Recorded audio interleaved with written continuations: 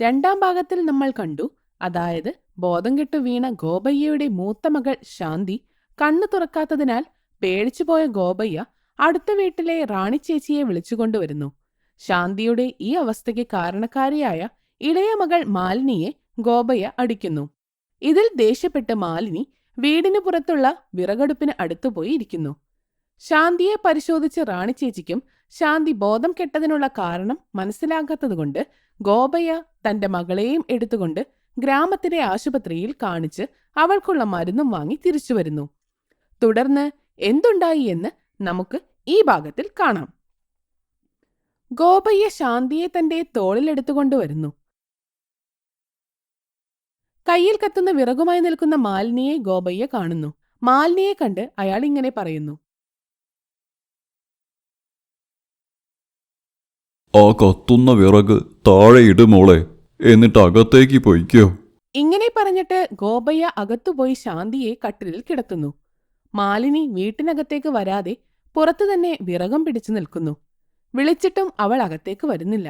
അപ്പോൾ ഗോപയ്യയ്ക്ക് മനസ്സിലായി അവൾ പിണങ്ങി ദേഷ്യപ്പെട്ടിരിക്കുകയാണെന്ന്.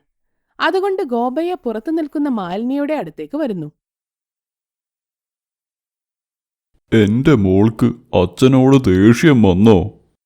അതെ അച്ഛ, ഞാനല്ല, ഞാൻ നല്ല ദേഷ്യത്തിലാണ്. അടുത്തു വന്നാ ഞാൻ അച്ഛനെ അടിക്കും. ഞാൻ നിന്നെ അടിച്ചു അല്ലേ? സോറി മോളെ. ചേച്ചിമാരോട് ആരെങ്കിലും അങ്ങനെ ചെയ്യുമോ? അച്ഛൻ എന്നെ അടിച്ചതിനല്ല എനിക്ക് ദേഷ്യം വന്നത്. എന്നെയും ചേച്ചിയുടെ കൂടെ കൊണ്ടുപോകാമായിരുന്നില്ലേ? മോള് കേട്ടതല്ലേ? റാണി ചേച്ചിയും അവരെ ആശുപത്രിയിൽ കൊണ്ടുപോകണമെന്ന് പറഞ്ഞതാ. ശരി അച്ഛ. ഇപ്പോൾ ചേച്ചിക്ക് എങ്ങനെയുണ്ട്? അവൾക്ക് കുഴപ്പമൊന്നുമില്ല. നീ ആ വിറക് കളഞ്ഞിട്ട് കിടന്നുറങ്ങാൻ നോക്ക്. ഇല്ല അച്ഛാ, ഞാൻ ചേച്ചിയോട് അങ്ങനെ ചെയ്തതുകൊണ്ട് എന്റെ കൈ ഞാൻ പൊള്ളിക്കും. അങ്ങനെ പറഞ്ഞ് അവൾ കൈ പൊള്ളിക്കാൻ നോക്കിയപ്പോൾ ഗോപയ്യ ആ വിറക് കഷ്ണം അവളുടെ കയ്യിൽ നിന്ന് തട്ടിപ്പറിക്കുന്നു. എന്നിട്ട് അടുപ്പിലേക്കിടുന്നു. ഞാൻ പറഞ്ഞില്ലേ മോളെ, ഇപ്പോ ചേച്ചിക്ക് കുഴപ്പമൊന്നുമില്ല. നീ ചേച്ചിയുടെ കൂടെ കിടന്നോ. അച്ഛൻ വരുന്നില്ലേ? എനിക്ക് വിറക് കീറാനുണ്ട് മോളെ. മാലിനി ഒന്നും മിണ്ടാതെ റൂമിനകത്തേക്ക് വന്ന് അവിടെ കിടന്നുറങ്ങുന്ന ശാന്തിയെ ദേഷ്യത്തോടെ നോക്കുന്നു. ഇന്ന് നീ രക്ഷപ്പെട്ടു. എന്താണെങ്കിലും നിന്റെ മരണം എന്റെ കൈകൊണ്ട് തന്നെയാണ്. നിന്നെ ഞാൻ കൊല്ലും, നീ കണ്ടോ? ഇങ്ങനെ പറഞ്ഞിട്ട് അവൾ അവിടെ വച്ചിരുന്ന കണ്ണാടിയുടെ അടുത്തുപോയി അതിൽ കുത്തിവെച്ചിരിക്കുന്ന ഒരു സൂചി എടുക്കുന്നു. എന്നിട്ടവൾ പതിയെ ജനലിലൂടെ അച്ഛനെ നോക്കുന്നു. ഗോപയ്യ അപ്പോൾ അവിടെ വിറകു കീറിക്കൊണ്ടിരിക്കുകയാണ്. മാലിനി ശാന്തിയുടെ അടുത്തേക്ക് വരുന്നു. ഇനി നീ കണ്ടോ? ഇങ്ങനെ പറഞ്ഞിട്ട് അവൾ ശാന്തിയുടെ തോളിൽ കുത്താൻ തുടങ്ങി. ശാന്തി കണ്ണു തുറക്കുന്നില്ല. പക്ഷെ അവളുടെ അടഞ്ഞ കണ്ണിൽ നിന്നും കണ്ണുനീർ വന്നുകൊണ്ടിരുന്നു. മാലിനി വീണ്ടും വീണ്ടും കുത്തിക്കൊണ്ടിരുന്നു. ശാന്തിക്ക് അവളുടെ കണ്ണു തുറക്കാൻ പറ്റുന്നില്ലെങ്കിലും അവൾക്ക് നന്നായി വേദന എടുക്കുന്നുണ്ടായിരുന്നു. തന്റെ അനിയത്തി ഇതെന്തിനാണ് ചെയ്യുന്നത് എന്ന് ശാന്തിക്ക് മനസ്സിലാകുന്നില്ലായിരുന്നു. നിനക്കൊന്നും പറ്റിയില്ലെന്ന് എനിക്കറിയാം. ഇതെല്ലാം ഞാൻ ചെയ്തതാണെന്ന് വരുത്തി തീർക്കാനുള്ള നിന്റെ നാടകമല്ലേ ഇത്? അച്ഛന്റെ കയ്യിൽ നിന്നും എനിക്ക് അടി മേടിച്ചു തരാൻ വേണ്ടി നീ തല കറങ്ങിയതായി അഭിനയിക്കുന്നതല്ലേ? ഇങ്ങനെ പറഞ്ഞിട്ട് ശാന്തിയുടെ കൈ പിടിച്ച് അവൾ ശക്തിയായി സൂചി കുത്തി കയറ്റുന്നു. എന്നിട്ട് അവൾ വീണ്ടും ജനലിലൂടെ അച്ഛനെ നോക്കി അച്ഛൻ പുറത്തു തന്നെയെന്ന് ഉറപ്പുവരുത്തുന്നു. വിറകു കീറിയ ശേഷം ഗോപയ്യ വീട്ടിലേക്ക് വരുന്നു. അച്ഛൻ വരുന്ന കണ്ട മാലിനി ശാന്തിയുടെ അടുത്ത് കിടക്കുന്നു. അമ്മ രണ്ടാണെങ്കിലും ഞാൻ ഇവളുടെ ചേച്ചി തന്നെയല്ലേ? പിന്നെ എന്തിനാണ് അവൾ എന്നെ ഇത്രയും വെറുക്കുന്നത്? എനിക്കതിന്റെ കാരണം മനസ്സിലാകുന്നില്ല. ശാന്തി ഇങ്ങനെ ഓർത്ത് കരഞ്ഞുകൊണ്ടിരുന്നു. ഗോപയ്യ വീട്ടിനകത്ത് വന്ന് തന്റെ കട്ടിലിൽ കിടന്നുറങ്ങുന്നു. 3 പേരും ഉറങ്ങുന്നു. കുറച്ചു മണിക്കൂറുകൾ കഴിഞ്ഞ് മാലിനി ഉറക്കം തെളിയുന്നു. എന്നിട്ട് അവൾ ശാന്തിയുടെ അടുത്തിരിക്കുന്നു. ശാന്തിയും ഗോപയ്യയും നല്ല ഉറക്കത്തിലാണ്. എത്ര പേര് സൂര്യാഘാതം കൊണ്ട് മരിക്കുന്നു. ഇവളും അങ്ങനെ മരിക്കുമെന്ന് കരുതി വെയിലത്ത് നിൽക്കാൻ പറഞ്ഞതാ. പക്ഷെ ഇവൾക്കൊന്നും പറ്റിയില്ല. ബോധം കെട്ട് വീണ് ഇവൾ എനിക്ക് നല്ല തല്ലു വാങ്ങിത്തന്നു. ഇങ്ങനെ പറഞ്ഞിട്ട് അവൾ ദേഷ്യത്തിൽ ശാന്തിയെ തൊഴിക്കുന്നു.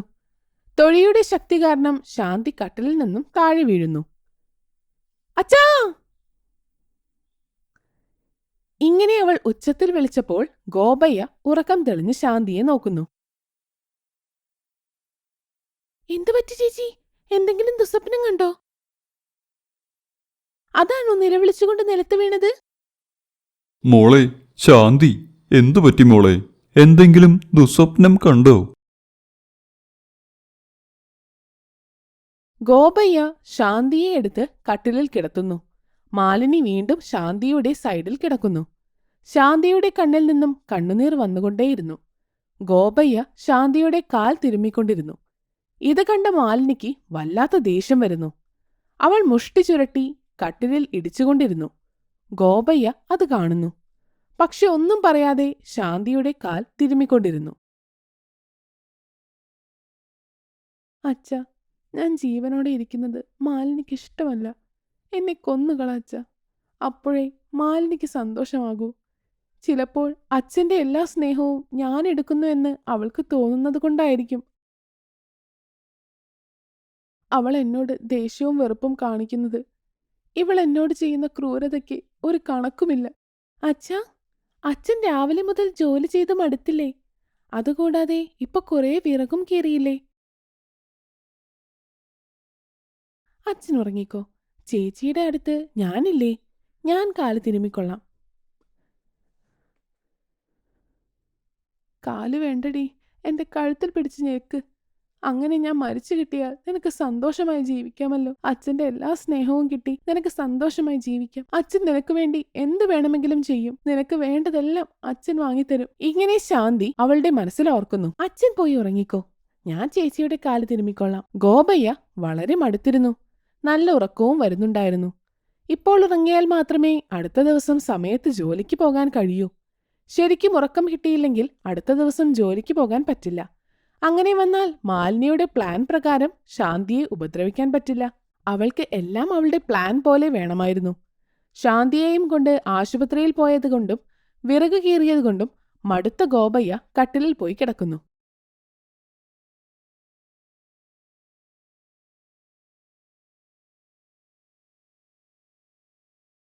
മാലിനി ശാന്തിയുടെ കാല് തിരുമ്മാൻ തുടങ്ങി.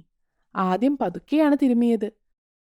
അച്ഛൻ ഉറങ്ങിയെന്ന് മനസ്സിലായപ്പോൾ മാലിനി ശാന്തിയുടെ കാലിൽ ശക്തിയായി ഇടിക്കാൻ തുടങ്ങി. നല്ല വേദന എടുത്തിട്ടും ശാന്തി നിലവിളിക്കുന്നില്ല. അവളതെല്ലാം സഹിച്ച് കരഞ്ഞുകൊണ്ടിരിക്കുകയാണ്.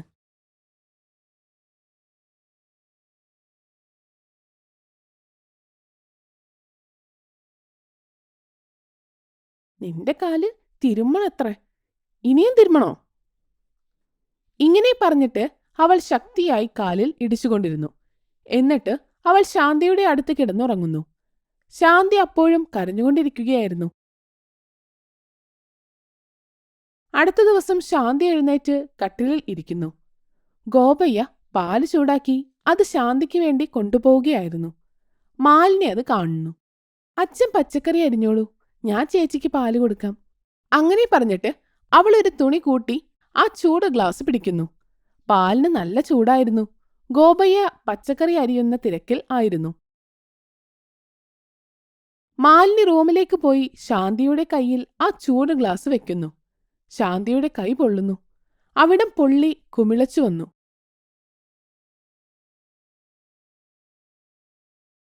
അവൾ കരയാതെ തന്റെ മറ്റേ കൈകൊണ്ട് വാ പൊത്തുന്നു. അത് കണ്ട മാലിനി പൊട്ടിച്ചിരിക്കുന്നു.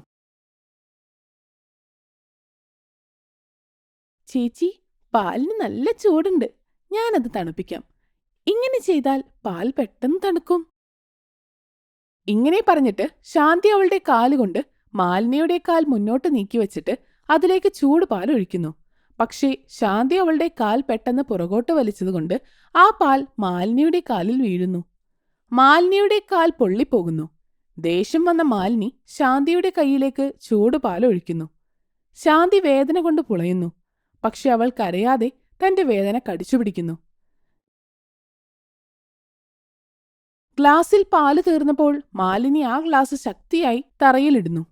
ഇത് കണ്ട മാലിനി ദേഷ്യത്തിൽ ശാന്തിയെ അടിക്കാനായി കട്ടിലിൽ നിന്നും എഴുന്നേൽക്കുന്നു. ശാന്തി കൈ ഉയർത്തിയതും മാലിനി പേടിച്ചു പോകുന്നു. പേടിച്ചു നോക്കി നിൽക്കുന്ന അവളോട് ശാന്തി ഇങ്ങനെ പറയുന്നു: നിന്നെ അടിക്കുന്നതും പോത്തിനെ അടിക്കുന്നതും ഒരുപോലെയാണ്, ഇവിടുന്ന് ഇറങ്ങിപ്പോ. ഈ സാഹചര്യം മുതലാക്കാൻ മാലിനി കരഞ്ഞുകൊണ്ട് ഗോപയുടെ അടുത്തേക്ക് വരുന്നു. കരഞ്ഞുകൊണ്ട് അവൾ ഇങ്ങനെ പറയുന്നു. ആ ചൂട് പാൽ ചേച്ചി കുടിക്കാതെ എന്റെ കയ്യിലും കാലിലും ഒഴിച്ചു. കയ്യും കാലും പൊള്ളിപ്പോയി. നോക്കച്ച, ചേച്ചിയുടെ ദേഹത്തും കുറച്ച് പാല് വീണു. പൊള്ളി ചുവന്ന കൈ ഗോപയെ കാണുന്നു. അപ്പോൾ ഗോപയുടെ അടുത്തേക്ക് ശാന്തി വരുന്നു. അച്ഛാ, മാലിനി പറഞ്ഞത് നുണയാണ്. മാലിനി മനഃപൂർവ്വം ആ ചൂടുപാൽ എന്റെ ദേഹത്ത് ഒഴിച്ചിട്ട് അത് ഞാൻ ഒഴിച്ചു എന്ന് കള്ളം പറയുവാണ്. മാലിനി, ശാന്തി രണ്ടുപേരുടെയും പൊള്ളിയ ഭാഗത്ത് ഗോപയ്യ മരുന്ന് വെച്ച് കെട്ടുന്നു. രണ്ടുപേരെയും കട്ടിലിൽ ഇരുത്തി ഭക്ഷണം കൊടുക്കുന്നു. എനിക്ക് തരേണ്ടച്ചാ, ചേച്ചിക്ക് കൊടുത്താൽ മതി. ചേച്ചിക്ക് മരുന്ന് കഴിക്കേണ്ടതല്ലേ. തുടർന്ന് എന്തുണ്ടായി എന്ന് അടുത്ത ഭാഗത്തിൽ കാണാം. ഈ വീഡിയോ നിങ്ങൾക്ക് ഇഷ്ടമായാൽ please like, share and subscribe. Thanks for watching.